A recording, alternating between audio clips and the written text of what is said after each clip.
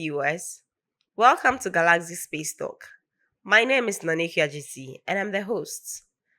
On today's podcast, we'll be talking about evolution of galaxies. Yes, I know you've heard about Galaxy, just like our company and our podcast, GalaxySpaceTalk. With me here are my guests, Solomon Agbeli and Charles Dazi. You are welcome. Thank you. I know you over there will be wondering what galaxies are, and so am I. My guests are here to help us to answer all our questions. Mr. Dazi, welcome once again. Thank you, Kia. When you mentioned galaxy and said galaxy aerospace, I thought you wanted me to talk about galaxy aerospace, not knowing it's the other galaxy we are talking about. All right.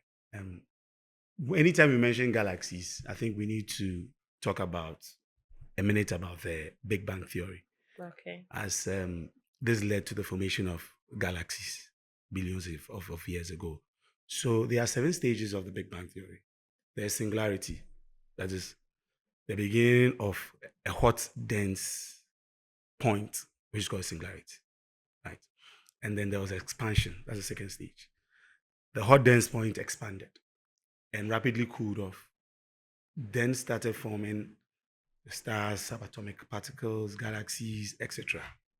The third one was cosmic inflation, which is, once there was a huge explosion, there was expansion, everything was just everywhere. So everything had to be corrected, everything had to fall in place. So bigger bodies attracting smaller bodies to orbit them. So that brought the finest, that's what they call the cosmic inflation. Okay. Yes. And there was particle creation. And now we had neutrons, protons, okay. electrons being formed from atoms. After that, then you have the neutron synthesis, where you have protons and neutrons bonding to form nuclei. As we learned from chemistry, we have a nucleus which contains a proton and a neutron, and then we have the electrons around them. All right. So, my question is, what is a galaxy? Yeah. So a galaxy is actually a gravitationally bound system that contains celestial bodies like stars, planets, dark matter, etc. So the most important thing is the gravitational bound on it. So it's not gravitationally bound, it becomes irregular, it's doing its own thing. But a galaxy consists of all these things in a go, and is gravitationally bound. And it consists of the solar system, it consists of stars, it consists of meteors, it consists of almost every celestial body. That's basically a galaxy. And how are they formed? I mean, yeah, as I said, as I was explaining earlier, the primordial gases that was formed during the Big Bang Theory, those ones contained lighter gases like hydrogen, helium, lithium. Those were very light gases that came together across some light years, right? And they started forming. I mean, gases started coming together, becoming heavier in mass, forming stars, and then other bodies started coming, like the black dark matter and extra things like that. So it was through the Big Bang, the cooling off, and then the expansion, the formation of particles and everything. And then gravity held these ones in place. So a galaxy consists of all these things as a result of the Big Bang that happened and the cooling down process and the evolution of galaxies. So if I'm getting you, galaxies are formed as a result of other gases and particles coming together. As in the Big Bang. Okay. Yes. So from singularity was just one hot dense particle which just expanded. Right? It started forming bodies, stars, moons, galaxies, and all. So it was the Big Bang that brought about the galaxies. But the galaxy, how we see it, consists of heavenly bodies which are gravitationally bound. So they were formed from the Big Bang Theory through expansion and cooling Okay. and evolution. Okay. Initially, what made us even believe about the Big Bang is the expansion of the universe. Because if we thought initially it was just one galaxy, but as time went on, evolution and all that, we have what, trillions of galaxies now as it keeps expanding, expanding, expanding. So Mr. Dazi was talking about types of galaxies in it. He mentioned that there are differences in galaxies. What causes the differences and what are the types that we have? Okay, so we have basically three types of galaxies. We have spiral galaxies, elliptical galaxies, and irregular galaxies. Now, the spiral galaxies they have a bulging center and two spiral arms. So most of their stars and the rest are in their arms and at the center. The elliptical galaxies they form something like an oval shape, and the irregular galaxies have no specific mass and shape. Now, about the differences in galaxies, they vary in the amount of stars and the amount of dust. They also vary in the amount of size because we have bigger galaxies and small galaxies. We even have dwarf galaxies there. That Those are means they are very small. very small Okay. galaxies. So, yeah, those are some of the differences and types of galaxies that we have in the universe. Okay. And what do galaxies do? So galaxies actually don't have any specific rules. More of they are just collections of stars, systems, planets, and dark matter. So it's basically like a a structure made up of different elements. They don't really perform anything in the universe except for okay, maybe they influence the gravitational field of other galaxies, but and some of them do cause star formation. But apart from those few moves, they don't have any specific um jobs. Okay. So I'd like to find out how does elliptical galaxy differ from spiral galaxy? What's the difference between the elliptical and the spiral? Just Okay, so as I mentioned earlier, the spiral galaxies they usually have arms. Yes, that's these arms rotate and is there a normal arm? not like a normal arm, but when you talk about a spiral, you can see that from a center. Yes, and then it Arms moves. exactly. Okay. So these spiral galaxies they have arms. Those are clusters of stars and other materials that form arms of the galaxy, and these arms all lead to the center of the galaxies. Usually where there's this supermassive black hole.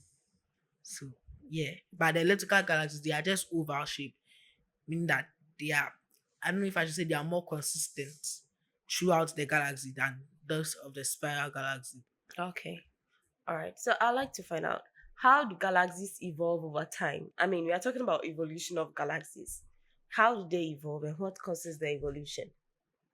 Okay, okay, that also helped explain why we believe in the Big Bang Theory because galaxies keep expanding, keep forming.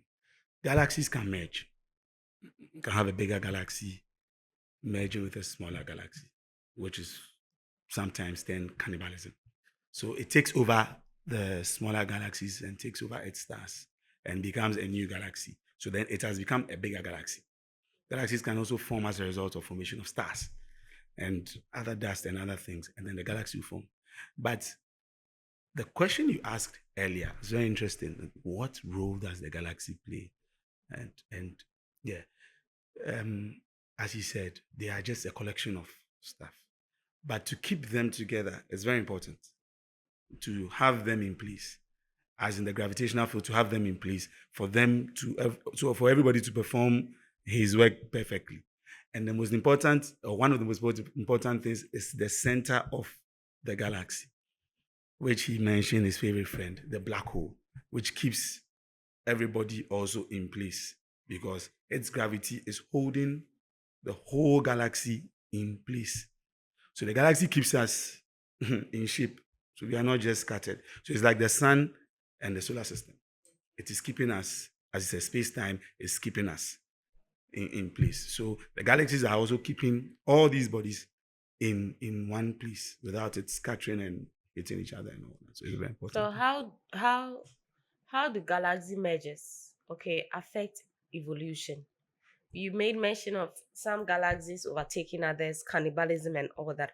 So how does merging of those galaxies affect evolution? The word evolution means a change in something that we have now. So when you talk about human beings and we talk about how we evolved from, they say we were ape to this, to this, to this, it is in the same way galaxies are.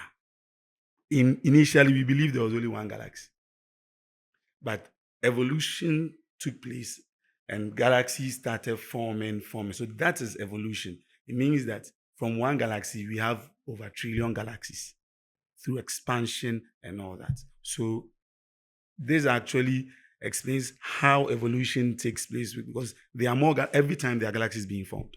So galaxies are being evolved through merging, through formation of stars, etc. So basically, that is the evolution we are trying to talk about. Okay, so to top up to what he said, the mergers they also cause the formation of new stars. So let's say two galaxies. Remember, they are a collection of stars, gas, and dust. So the gases and the dust are what is basically necessary to form a star. Imagine if two galaxies with maybe roughly the same amount of gas and dust combined together. They are taking maybe roughly the same amount of space, meaning that the gas and the dust is more tightly packed together, leading to formation of new stars. That's another way of the evolution of the galaxy. So with that, how does interaction of galaxies influence their development? I know we have just spoken about them merging and all that. So how is it that one interaction of a galaxy with the other, how does that affect the development of the same galaxies? There are a lot of ways galaxies interact with each other, not just by merge, but maybe gravitational wise. So basically, what happens is during a merger, two galaxies are getting added together. They are going to merge their stars. They are going to merge their resources. That's the gas, the dust, dark matter. Everything is going to be combined to one gigantic galaxy. So what happens is this allows the galaxy to increase in size and also increase in their amount of let me put that resources there. So resources like gas and dust, they all increase. So basically, when two galaxies interact in each other, like in a merger, they both develop because they become one. So they become one, and the resources and the amount of stars that they have, they like it all increases. Okay. I've heard you talk about stars, stars, stars, stars, stars. What role does star formation have in galaxy evolution? So as he said, when they merge, right, they are clouds of gases and dust. So once they merge, they increase their resources and then they form more stars. So, as he said, they can become bigger, right?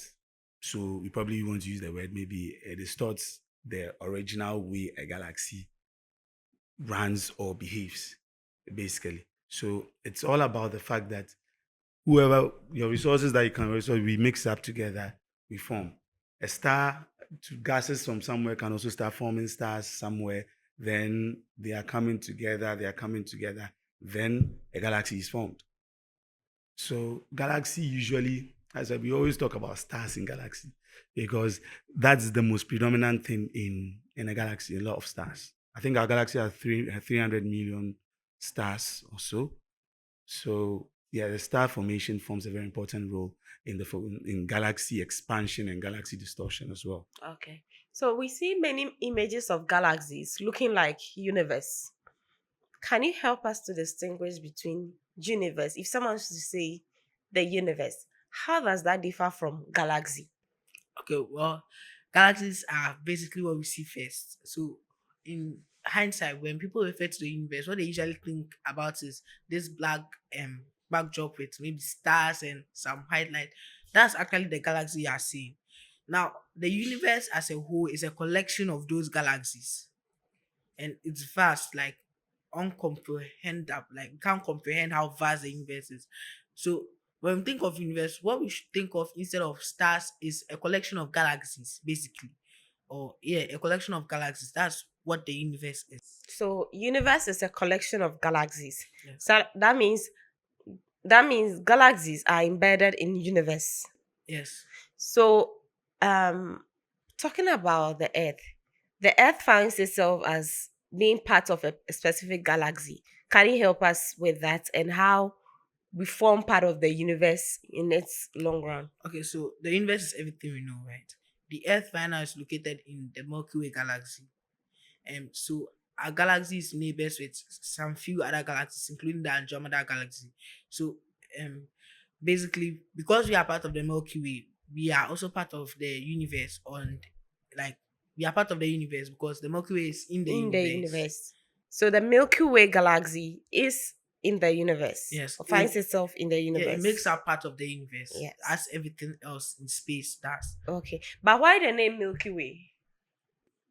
Such as Well, let me round back to the questions about universe. I remember someone also asked, "What's the universe?" The universe has no end. It won't end. It's so gonna. the universe is broad. It's just there. So galaxies will keep forming and forming and forming and forming.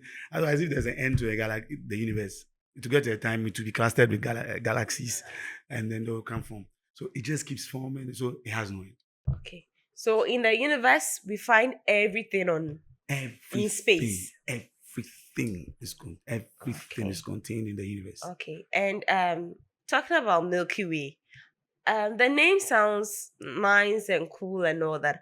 I want to know why Milky Way. Okay, so when we look up, let's say light out, there's a general power outage.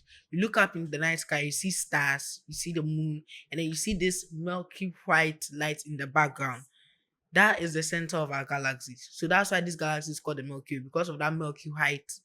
It resembles milk. So Okay. that's Okay. that's what the name was given to. A land filled with milk and honey. Earth. All right. So with that said, do galaxies change in size over time? Yes, as we spoke about that earlier, evolution. So through evolution, galaxies change with time. I think earlier we didn't have as much stars as we had in the Milky Way. But now, formation of stars, so Milky Way is expanding as well. Andromeda is a very huge galaxy, I believe. It's also expanding. Okay. So definitely with evolution, galaxies will keep expanding, Okay. and then the universe is also there to contain us. So, But would there be a point where we'll say a galaxy is dead? Galaxy will die off? Galaxies or can actually die, but it's a very long process because a galaxy is basically made up of the stars in like the stars that make up the galaxy and the systems and everything. So the only way or the only tangible way a galaxy might die is if all the stars in the galaxy burn out and the galaxy doesn't have enough resources to keep replenishing them. So in that case, we don't say that galaxy necessarily dies, but it goes dark. And in that case, it's not detectable again. So it's basically dead. Okay. So a galaxy can go dark and it won't be detectable again. And we find ourselves in the Milky Way galaxy as Earth. Thank you, my guest, for joining us for today's podcast. And thank you, viewer at home, for staying tuned and for learning about evolution of galaxy from formation to a galaxy going dark. My name is Nanekia JC. Until we meet on our next Galaxy Space Talk podcast, stay tuned and don't forget to subscribe and follow us on all our YouTube and social media handles. Bye.